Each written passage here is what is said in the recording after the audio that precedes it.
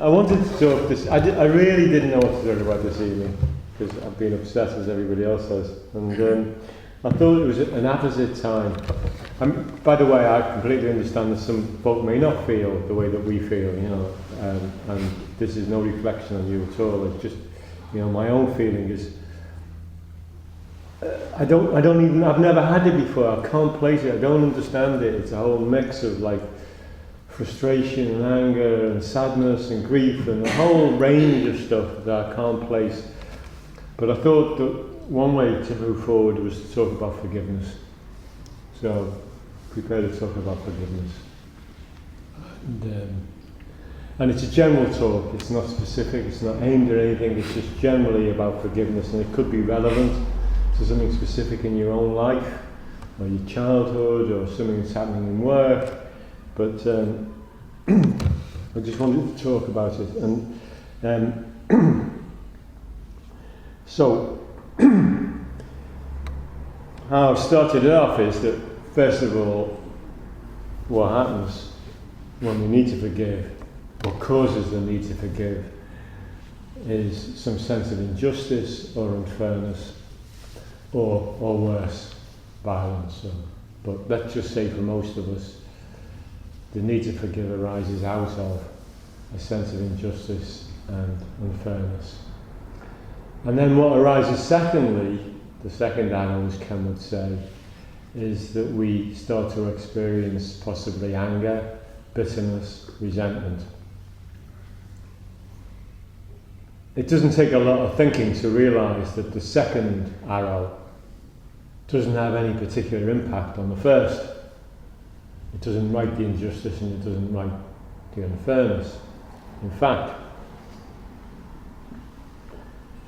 the second wave, the second experience of emotions can be hidden away. I mean, they're not in this instance for me, but they can be hidden away, and they can cause us, I think all of us will know, unless they're recognised, they can cause unhappiness and definitely self-destructive behaviour if it's been a real injustice.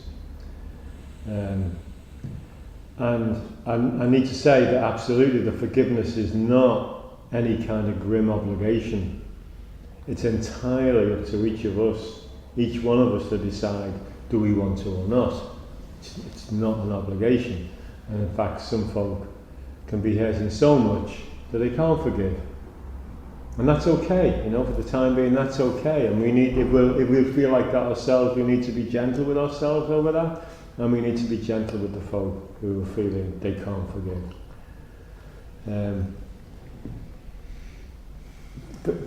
I don't have a great history of philosophy, but I do know that Aristotle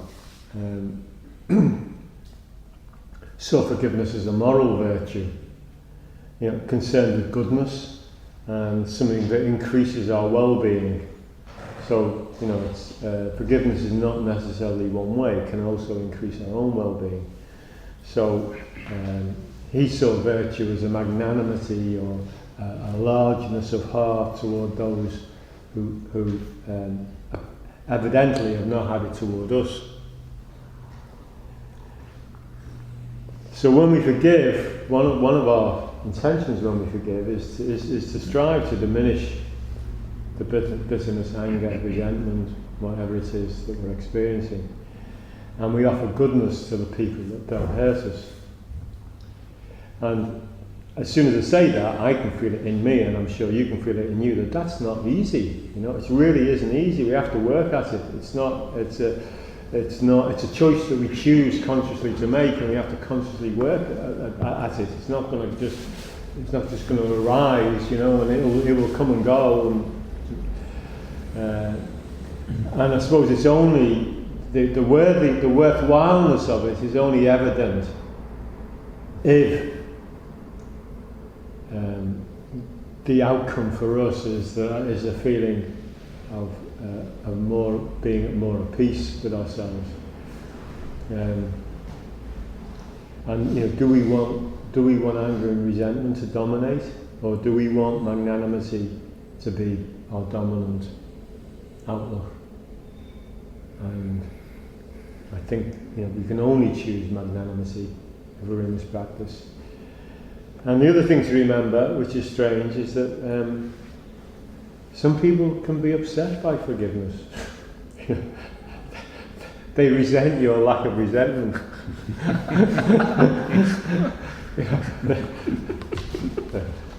So, yeah. But I'll say a little more about that later. But when I'm talking about this, obviously, because we're not obviously, but we are within a particular tradition, and it does.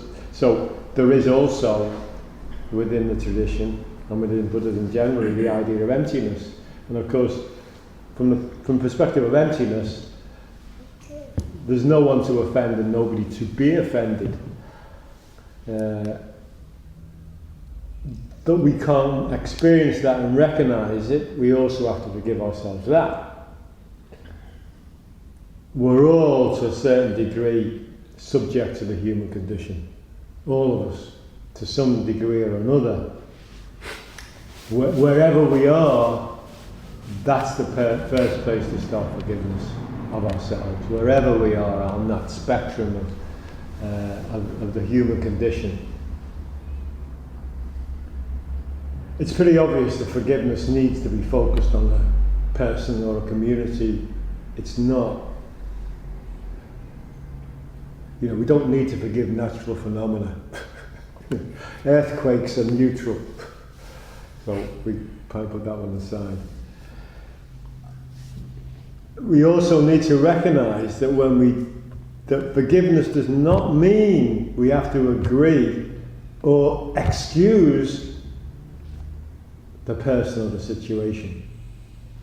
In fact, if the action that's created the pain and the anger it is causing suffering, then it does need to be corrected. We do need to remember that. It doesn't mean that we forgive. We're not actively wanting to change the situation. It absolutely doesn't mean that we forget the injury, but we remember what happened with a less stony heart, if you like, a less stony heart. And we can have forgiveness, we can have magnanimity, we can have a heartfelt feeling for the other person. It doesn't mean there has to be reconciliation either. We can forgive without reconciliation.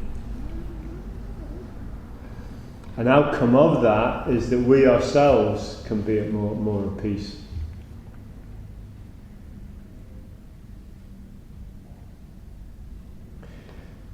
And the final thing I want to say about forgiveness, and this is really important,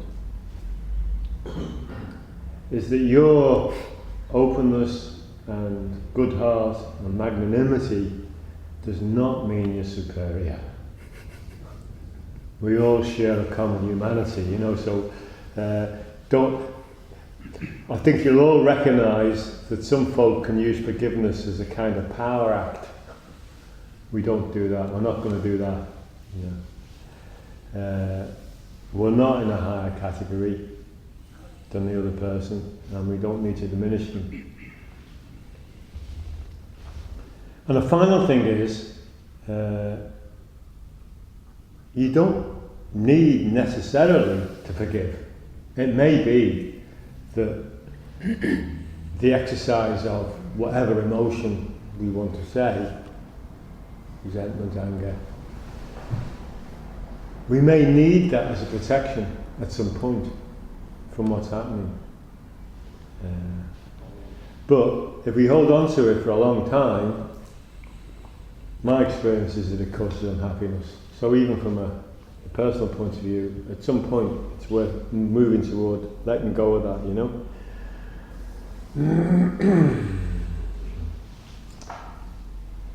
Yeah. So I suppose the final message is, I guess it's one of the things in the Bible. Don't do in kind what was done to you. That's the first step, I guess, in forgiveness.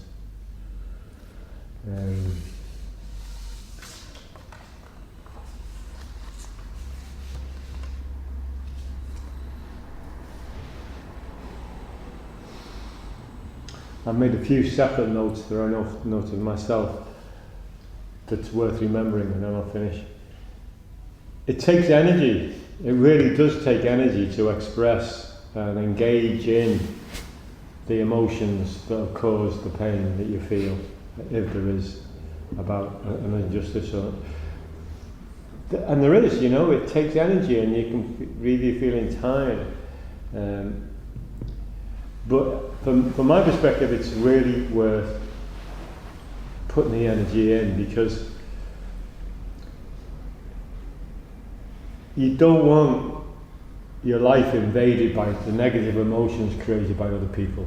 You just don't want your life invaded by their negative emotions, because these things they take residence. They can find a home in you. So we have to let go of them.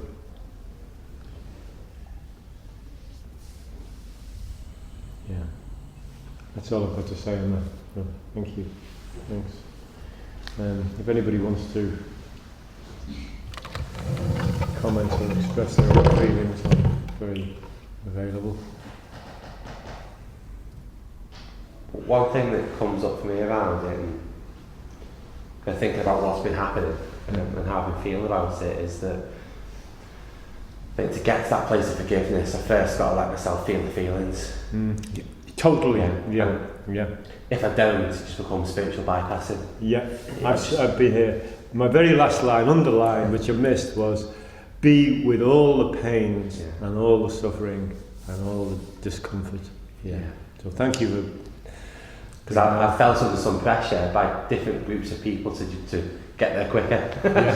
No, I don't. Each of us can only do it in our own time, can't we? Yeah. Thank you. I missed that. Sensei, I was wondering, because I certainly agree with Alan, I've really got to own my hurt. Mm-hmm. And I have, and I really feel it very strongly.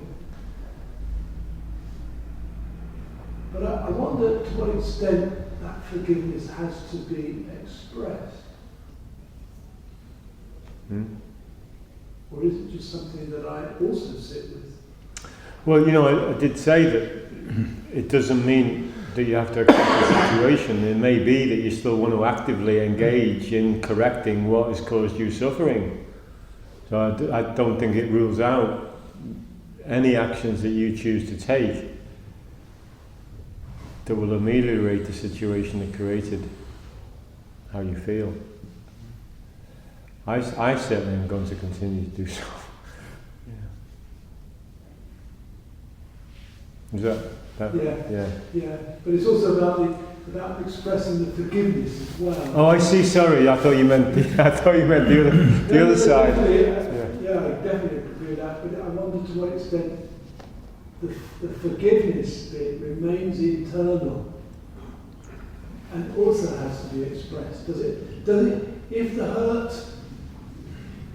is only real because it's expressed in some way against me. Yeah. Is the cleansing of that, does that also have to be expressed, or does it just remain inside? And that's what I'm... Yeah, it's a really interesting question. I imagine it's just each of us will take shorter or longer to get to the place where we can actually physically or vocally express forgiveness. For me at the moment I couldn't, but I'm hoping I'll get there, Regarding Andy's comment,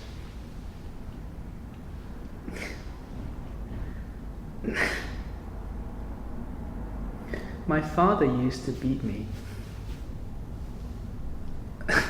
In fact, my father used to beat the shit out of me. I can remember as far back as 5 years old being beaten up.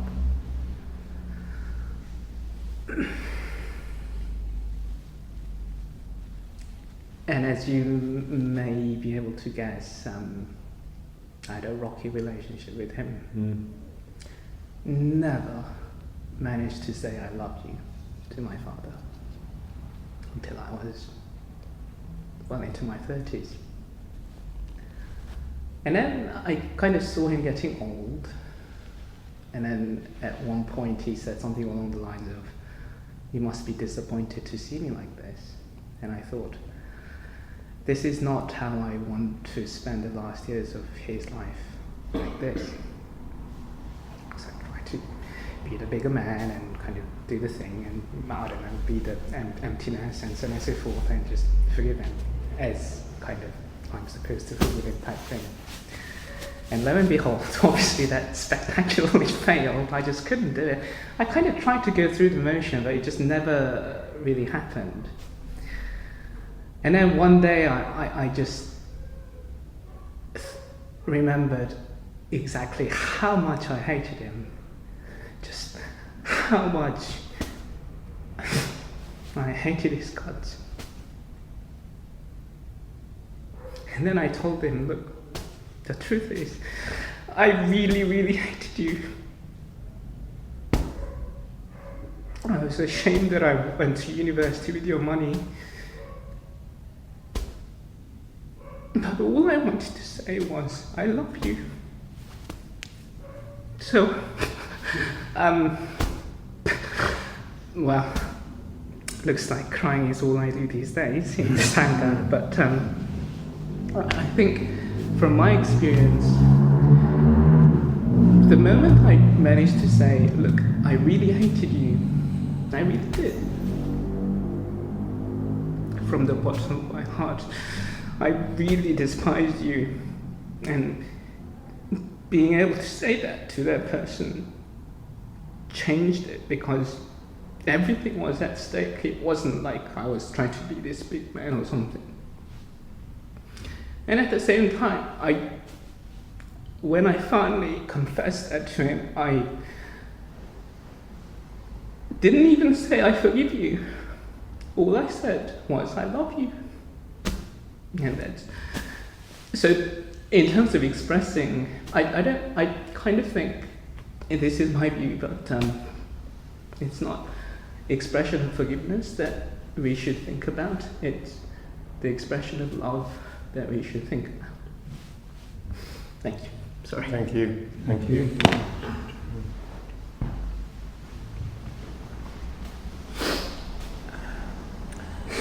Thanks, Guru. I think that's a pretty good place to end, is it? Yeah. Yeah.